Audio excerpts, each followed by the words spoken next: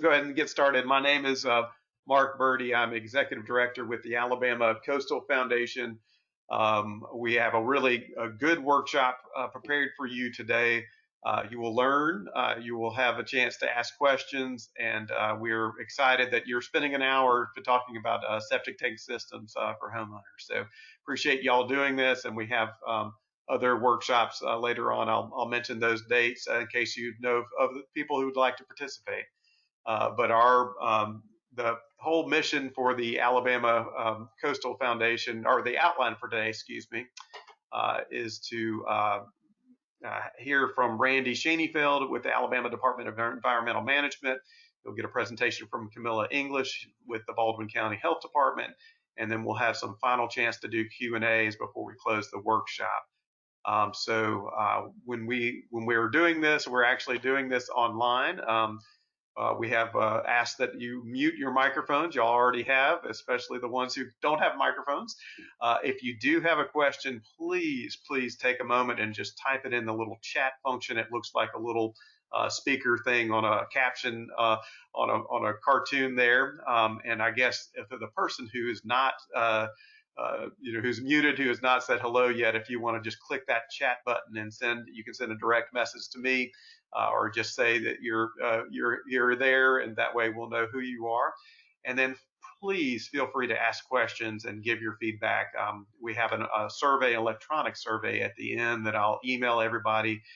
We're recording this so we can always try to improve. We had our first one on Tuesday, so y'all get the benefit of having a second presentation. So with that, if there are no questions in the chat, then we're going to move forward, and I'll be happy to say that our mission for the Alabama Coastal Foundation is to improve and protect our coastal environment. We do that through cooperation, education, and participation. When we say cooperation, that just means we don't care where you live, what political affiliation you are. We call that inclusive environmental stewardship. As long as there's something that positive you can do for our coastal environment, we're going to work with you. We have our education programs. We have K through 12 is probably what we're known most for, and all those in-class programs. We had to transform those into online. So if you go to our website, joinacf.org, you'll see a lot of that resources. If you know of any first, second, third, fourth, middle school, and even high school students, please point them to our website. And if you know of any realtors or lawyers who need those continuing education units every year, we have a wetland compliance workshop. We do a lot of other workshops, plus informal learning as well. And then our participation part of it, I always point this out, that we've been around for 26 years, we have a fantastic staff, but really 90% of the work that gets done is because of our volunteers. So please, and that's including volunteering for our education programs and letting people know about our efforts. So sending an email to people, we consider you a volunteer for that. And we get our funds from individual donations, corporate sponsorships, foundation grants, contract work like this, and then selling merchandise. We have a lot of fun things for on our website to purchase to help support the efforts as well. With that, I'm going to turn it over to Randy Schoenfeld with the Alabama Department of Environmental Management. Randy's been doing this much longer than I have, and we're very glad that he and Autumn are here to help present from the Department of Environmental Management. So Randy. Thank you, Mark. My name is Randy Schoenfeld, and I'm with the Alabama Department of Environmental Management. I'm in the Mobile office under our coastal programs. I'm a coordinator for a national program that's sponsored by NOAA and EPA, and it's called a Coastal Nonpoint Source Program.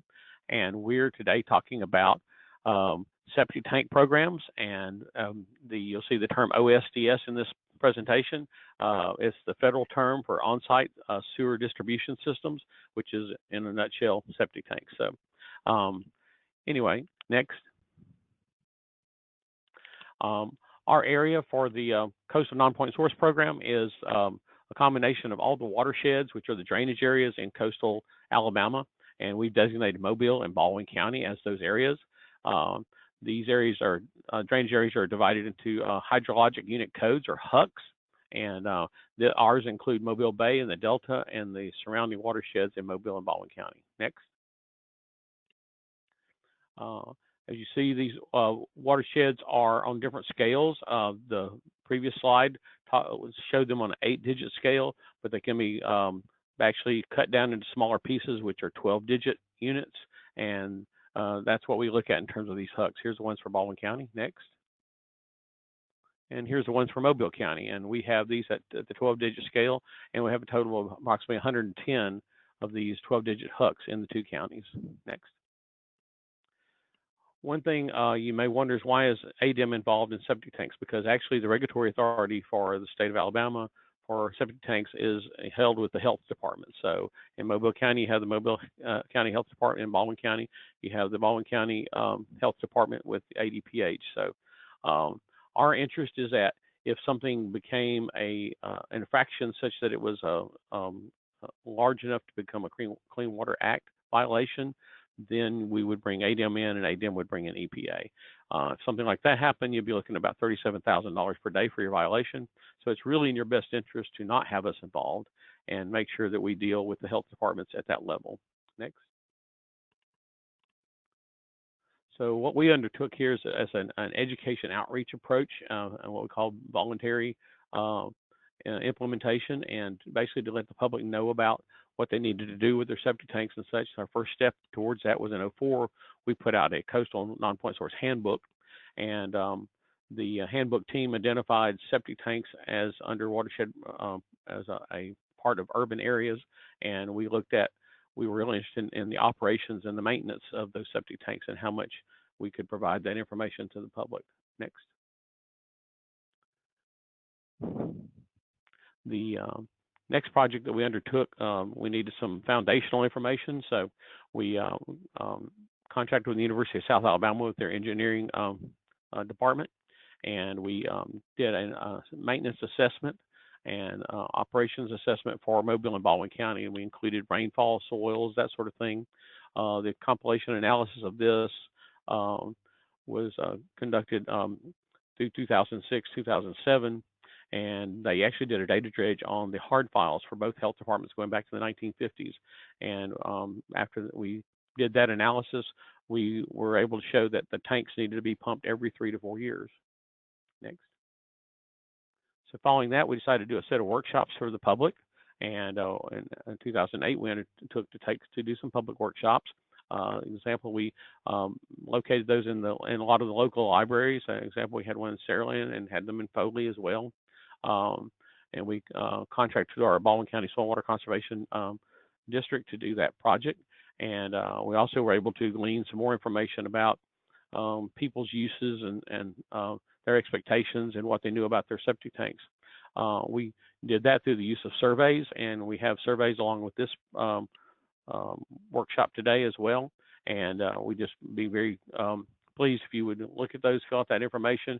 It's not meant to be passed on to anybody except the total numbers are used to help us define the need.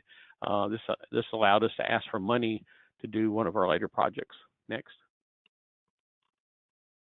And then another foundational project that we had was to do a septic tank inventory project. We originally planned this for both Mobile and Baldwin County, but the NOAA funds were reprogrammed toward the end of after we were setting up the project, and we'd already signed contracts for Mobile County because it was the largest number of people. So anyway, we were unable to do that at that time. However, we're working with various parties through the watershed management plan process to try to address that for Baldwin County.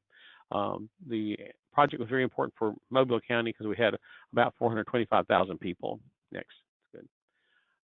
We took on this project with the Alabama Power Company. They were a utility that had GPS maps for all of their residential customers. And so we took that and took tax plat maps and combined them together to get a background map. Then we took the public utility layers from the various cities and water utilities and got addresses for their customers. We turned those into shape files and put them on the tax plat background map. Next. So in this case here, you see where we took the tax plat maps, and everywhere we located a residential site by combining the tax plat and the power grid information, we assigned a red dot to it. When we were able to gain access to the public utility information, we turned that into a green dot because we knew that was somebody who was on a public utility.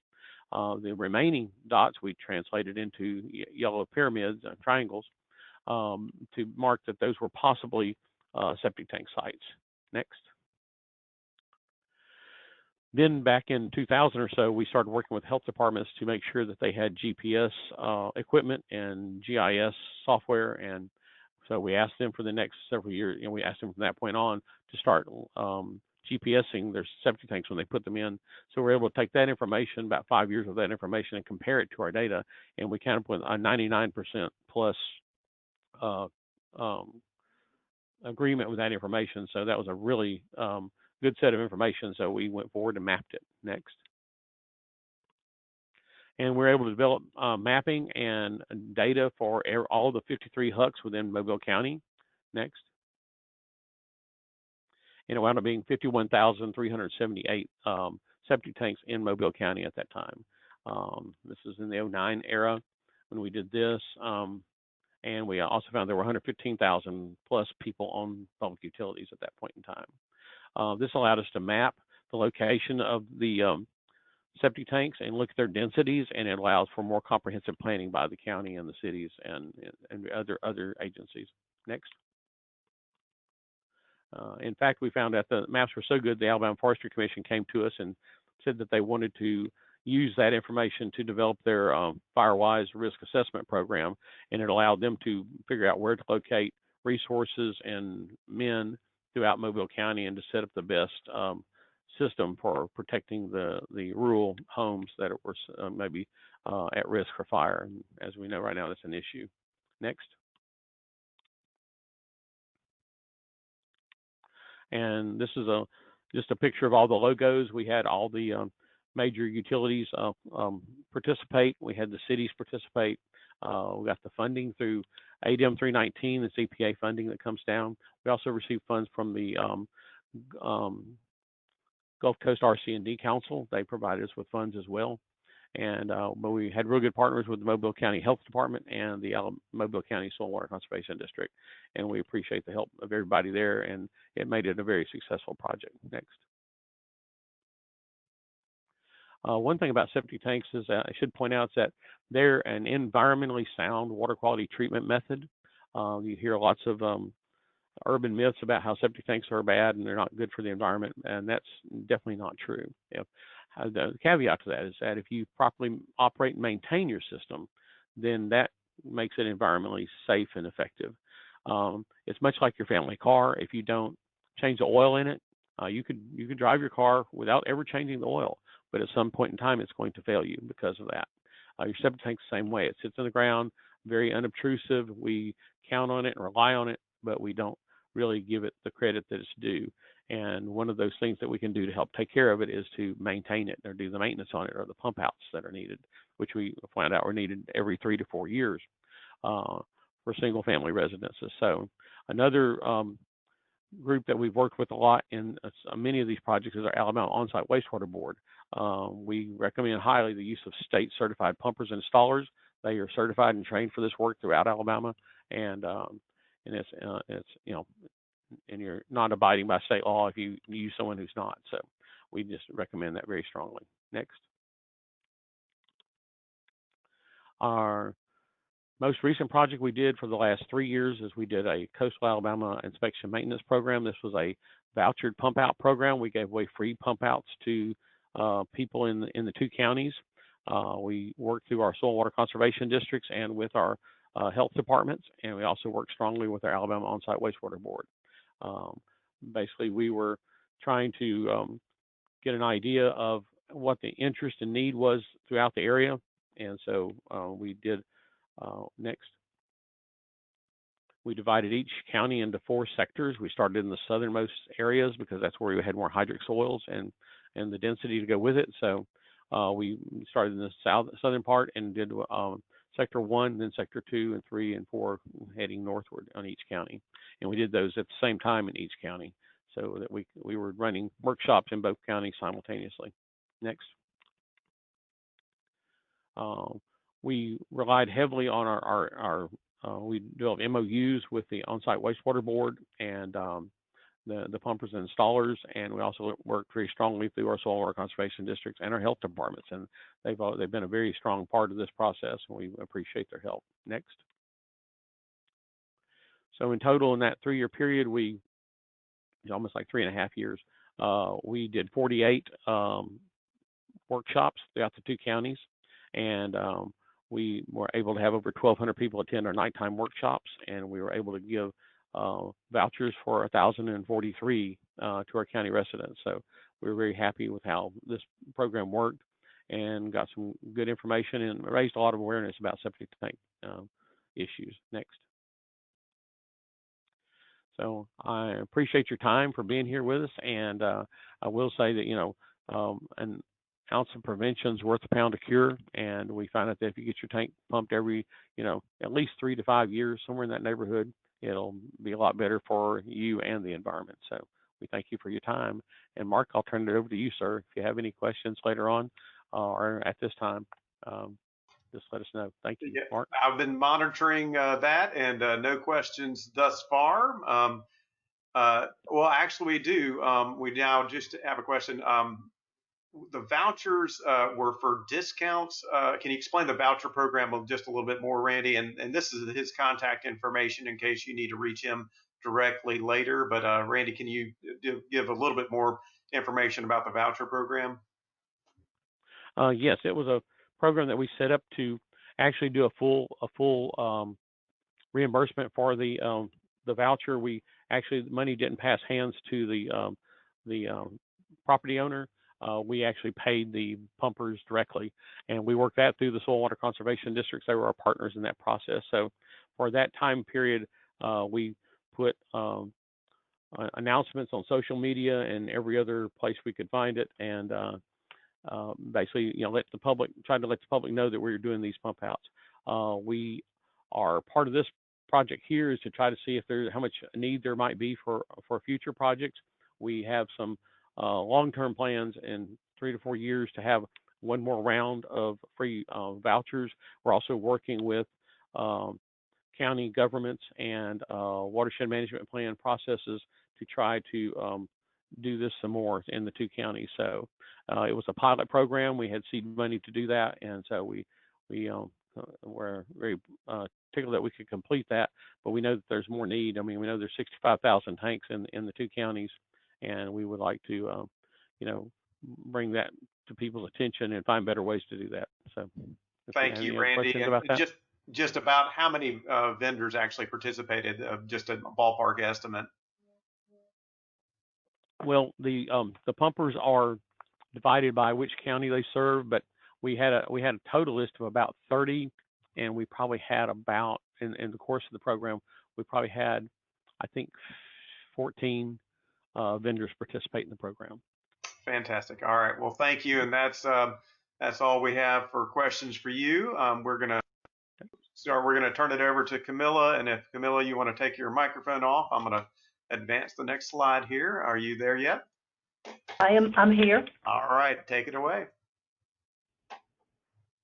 Okay, I'm Camilla English with the Baldwin County Health Department, and I'm going to talk about the use and maintenance of your septic system very quickly and give you a little background on what you have in the ground out there. But humans have had this, been dealing with trying to get rid of this waste since the beginning of time. We've dealt with it. This pit privy was technology during its time. It was modern technology when it was advanced. Go ahead, next.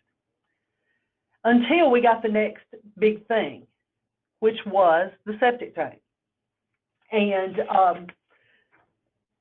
it's still the big thing now. I mean, this is, as Randy said, it is a way to properly dispose of our waste. EPA has said that a properly sited and maintained septic system is an efficient and safe way of sewage disposal. And we're here today to talk about the second component, really, of that statement from EPA.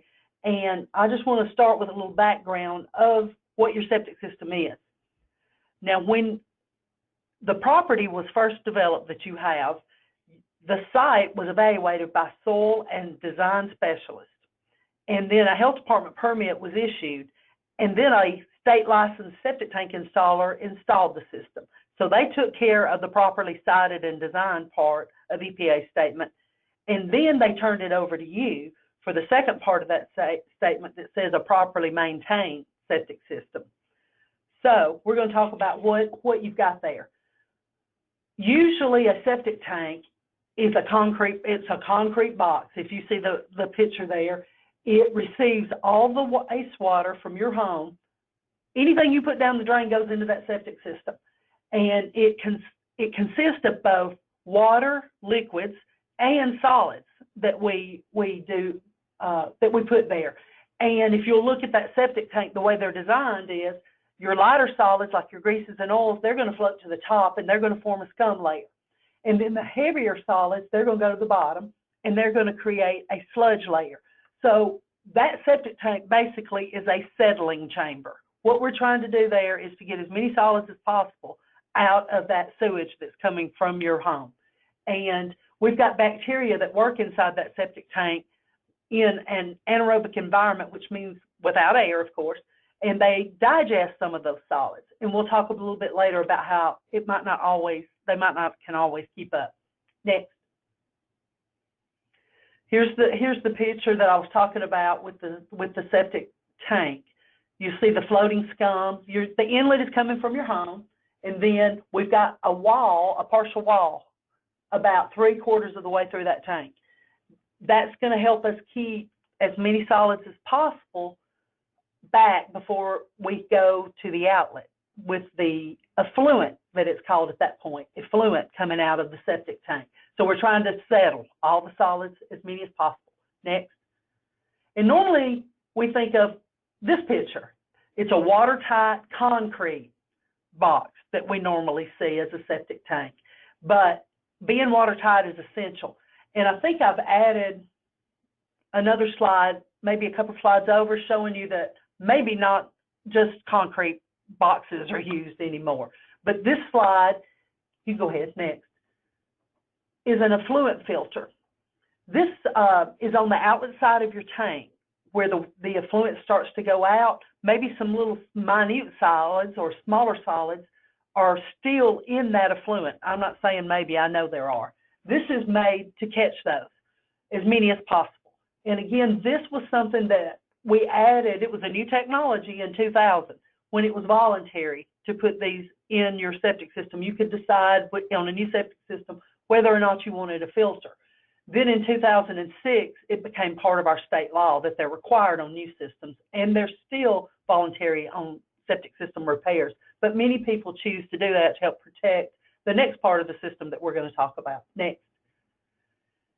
Here's the slide I added just to let you know. If you see this truck and you see it pulling this plastic container on this trailer, I saw this in a parking lot. I thought it would be a good chance to get a shot. That is a septic tank.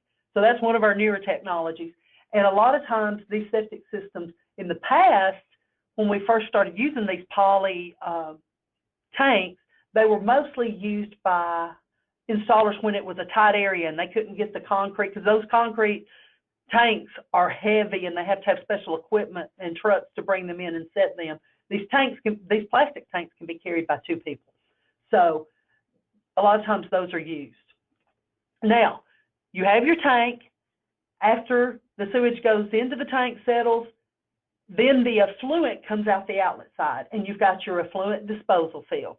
And there are many names for the effluent disposal field. That's our technical name. We call it EDF in our regulations, but it's the field lines, the disposal trenches, the drain lines.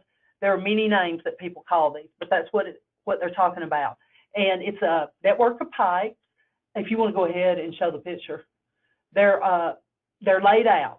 They're designed by a design specialist for this, for your property. The amount depends on the number of bedrooms you have and the percolation rate of the soil that you have there.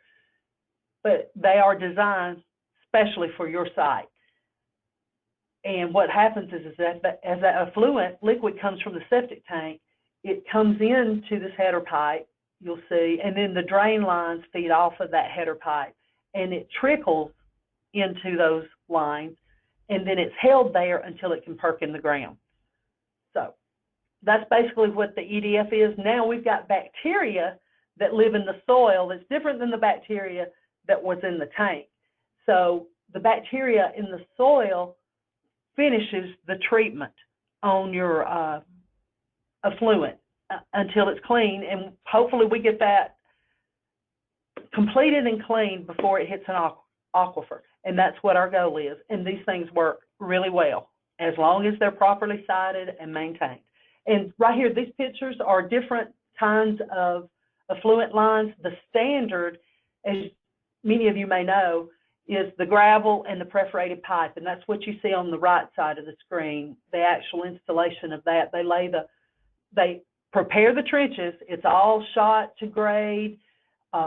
You can see they're taking grades. It's very important that everything is, the level is maintained so that we don't get wet spots or more effluent in one area than the other.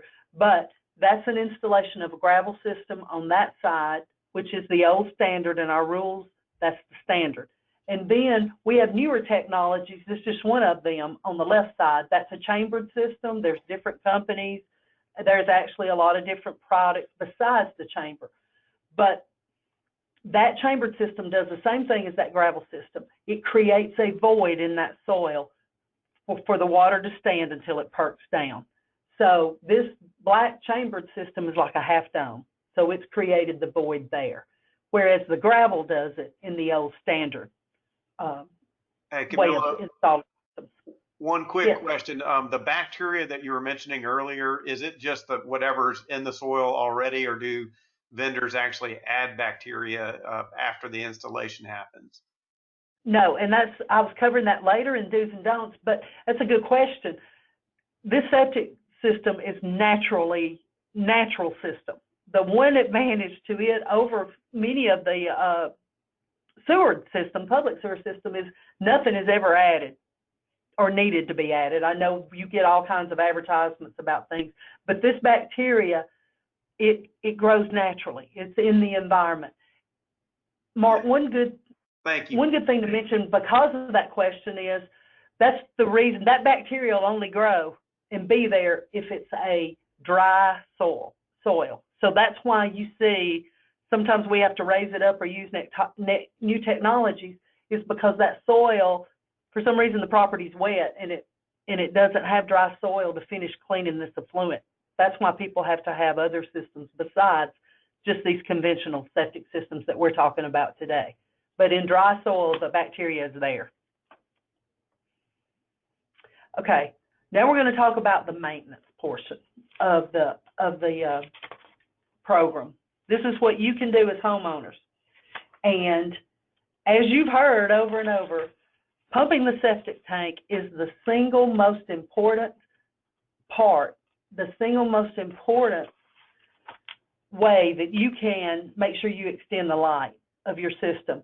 And we can't say it enough. We suggest every 3 to 5 years, like Randy said. Some studies have said 3 to 4 years, but we'll talk about that as we go along here. But I also wanted to talk about some other do's and don'ts as a operator of a septic system that you should handle. You can go ahead and go forward. Don't use septic tank additives. I think that's what we were just talking about, to eliminate tank cleaning.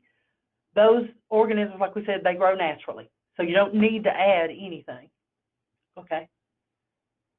But you can have your tank pumped every 3 to 5 years. You can go ahead and flick through these as I've talked. Don't use a garbage grinder. I know people do not want to hear that, but a garbage grinder is going to put in at least 50% more solids in your system that cannot be settled. If you think about it, that garbage grinder is taking those solids that you're putting down in there and it's grinding them so small that they become minute that even the septic tank filter can't catch those before they get out into your disposal lines and clog up those soil pores. and then you're looking at a big hefty, maybe up to $10,000, and that's what we're talking about here, how to avoid that. But if you insist on having a garbage grinder, you need to get that tank pumped at least once a year, if not more often. And now, don't have leaking faucets or other plumbing fixtures. That system was designed for a certain amount of water, and even a little drip will make a difference. Their septic systems also set up to rest during periods and catch up when we're quiet, like in bed or when we're all going to work. That gives the EDF time to dry out and catch up and everything perk. So when you've got leaks, that's not happening. You get extra water and it's continuous. We do suggest that you routinely check your float valves on your toilets. And I want you to know that you don't always hear a leak. You won't always hear your toilet running. So one of the good ways to do this is to put a little food coloring in the tank before you go to bed. Put enough that you would see it, and then let that toilet sit. And then when you wake up a few hours later, go in there and check it. And if you've got dye in your bowl, then you know that you have a float valve that needs to be replaced, and you might not have ever heard it run. Okay? Okay, we don't want to dump grease down the drain, ever. And that never on sewer or septic tank. Let me go ahead and throw that out for the sewer companies, because grease is a big headache. And for a septic system, it can ruin it within a month. A new system could be completely clogged up if you're putting grease down your drain. It does not break down. Grease will not break down. Well, it takes years and years and years. But do keep a container for your grease. Now, don't use large amounts of chemicals such as chlorine or disinfectants if you can help it. I know right now during this period we're using a lot of chlorine bleach, but your septic system ought to be able to recover. What I'm talking about is industrial amounts of these disinfectants. Don't pour paint down your drain. Don't put anything down your drain that's not natural to your body. Let me put it that way. That's the best way. And do use detergents low in phosphates and liquid detergents. This used to be really important years ago when a lot of the laundry detergents were powder, because there were a lot of fillers in there. And those fillers actually stayed around and clogged up those pores out there in the EDF. Another thing to remember is don't have a laundry day for a whole week of laundry. And I know I work too, and I want to do it that way. But if you're on a septic system, you just can't do that. You've got to spread it out over several days, because, number one, you're putting in, these is a daily flow that they're designed for. You're putting in extra water there when you're doing 10 or 14 loads or even 6 loads in one day. And also, you got to keep in mind that these systems are made for the water to trickle in, or when we run the sink, or whatever is trickling in. So when we use a washing machine, we're pumping it in. So you're putting water under pressure into the system. Then you have the problem of those solids that you had settled in there now are all churned up and mixed up in there, especially cycle after cycle. You've got that pumping in. So that can damage your septic system. Next. Don't deposit coffee grounds, disposable diapers, or food, or cigarette butts, or stuffed animals. We've seen all kinds of things in these septic systems. It's amazing what people can get down a toilet. But again, food scraps, they need to be scraped into your garbage, or whatever you do with your food scraps, animal-wise, but they just do not need to go in your septic system. I've got do-use toilet tissue that does not easily break up when wet. And we went back and forth on this through the years, and the law of physics kind of won out here. If you're breaking up toilet tissue in your septic tank and it's going out, and it's all broke up, it's not going to disappear. It's still going to be somewhere.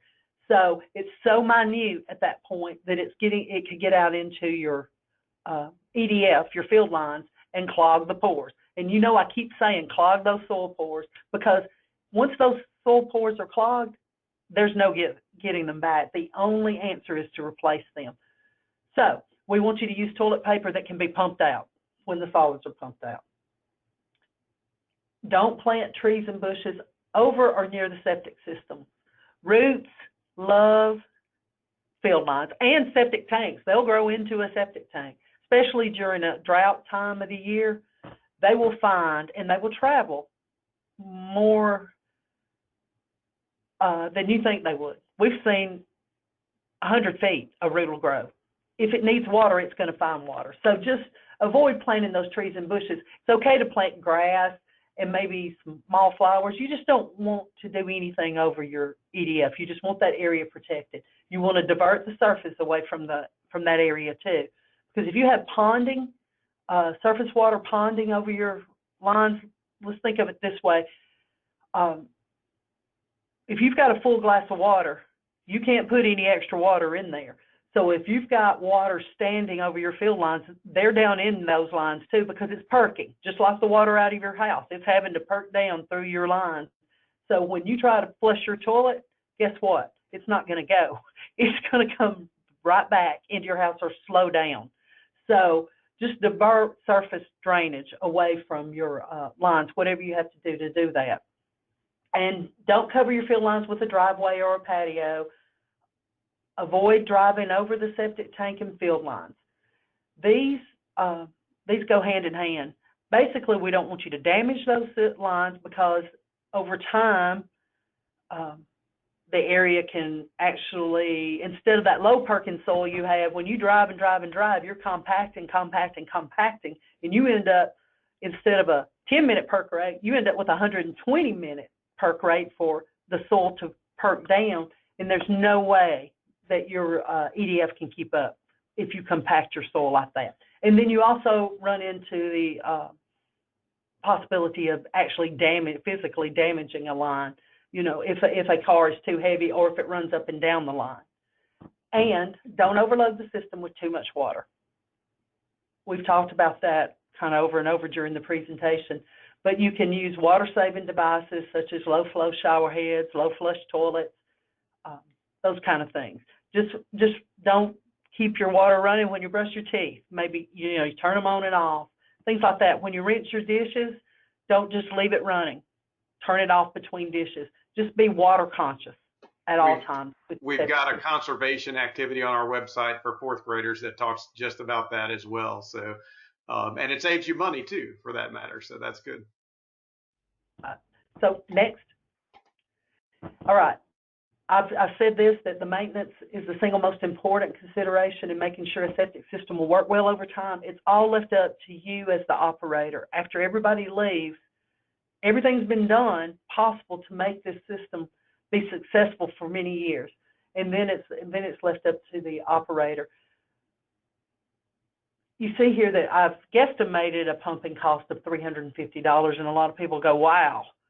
But that $350 spread over 3 to 5 years is not that much. And like Randy said, you change your oil and spend a lot more than that.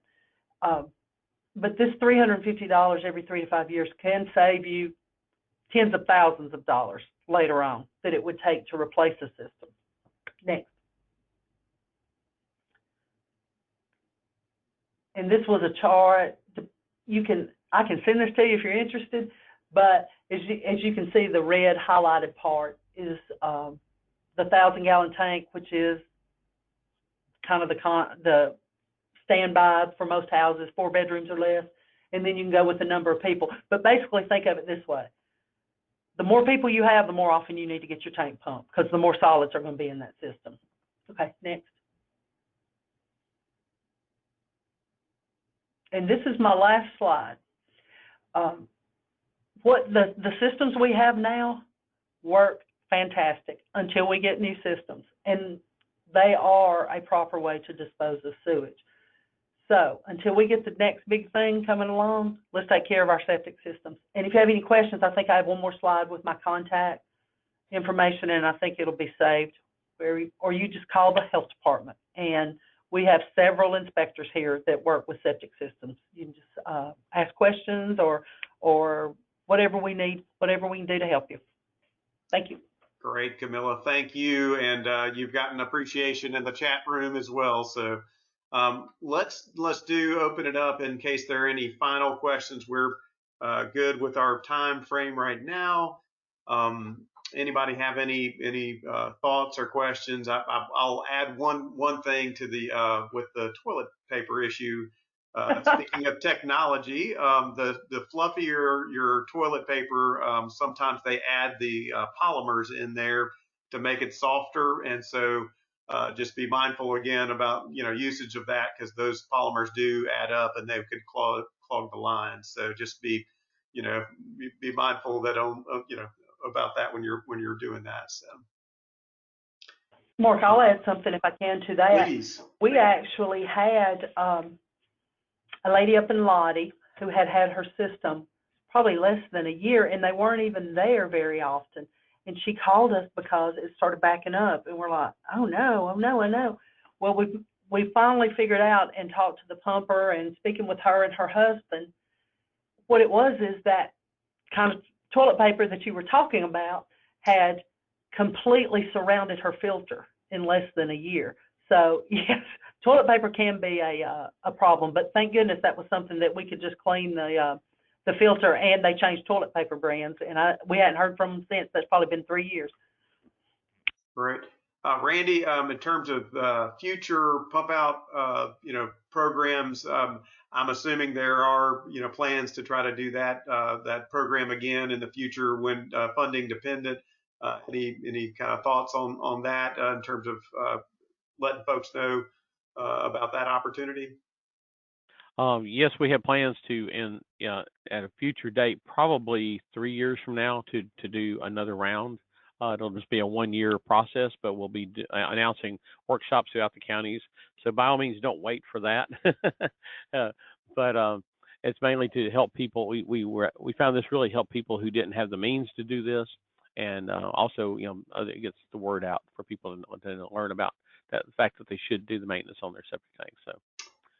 Very, very That's good. about it for now. As funding becomes available, we can take, we can move that football forward, but otherwise we have to wait until we get the funding. Understood. Thank you. Autumn, do you have any questions that we have not answered already? No, I do not. All right. Well, then I will do the final call for the chat. Any final questions? And seeing none, we're going to wrap this workshop up by just saying that we have 2 more providing that at least we know scheduled so far. We had one person on Facebook wanting a Friday or a Saturday workshop, so we're going to look at maybe planning one more in the month of June. But the next 2 are going to be in Wednesdays. The one in Mobile, focused on Mobile County, will be next Wednesday at 10 o'clock in the morning. We had the first one in Mobile County last 2 days ago in the afternoon. And then we'll close out the month on May 27th with a 2 p.m. Focused on Baldwin County. You'll hear Camilla press record on her presentation, and we are very grateful again of her time as well as of Randy's time to providing this. We are going to send an email to our participants shortly. It's a very short email evaluation. I think 7 questions, and 5 of which are mandatory, but it'll take less than 3 minutes, I promise. But we really do look at that feedback and appreciate y'all taking the time to doing that. I'll wrap it up by saying, Alabama Coastal Foundation, we are obviously in our 2 coastal counties have staff and volunteers. We are actually a statewide organization. So if you know of anybody up state have not heard about this or are looking for electronic resources for their children while they're studying at home, please do point them to joinacf.org. One last thing I'll mention is that we have a live video feed of an osprey nest on Wolf Bay. Yesterday morning, one of the 3 eggs hatched, so there might have had another one this morning, but anyway, so you can watch that live fun unfold, as well as have as a 3rd grade lesson plans for students to be able to kind of watch that from their home. So I will wrap it up by thanking everybody again for taking the time, and with no other questions or thoughts, Randy or Camilla, y'all want any Randy last word or Camilla last word? This is Randy. Just thank everybody for being on the workshop, and and tell your friends about it. And word of mouth is the best way to let everybody know about this so they can take advantage of these other workshops. Camilla? I just want to say ditto to Randy. Thank you all. All right. Thank y'all. And we have some appreciation from our chat as well. So thank y'all very much. And please do let other folks know. Otherwise, y'all have a great rest of your day. Take care.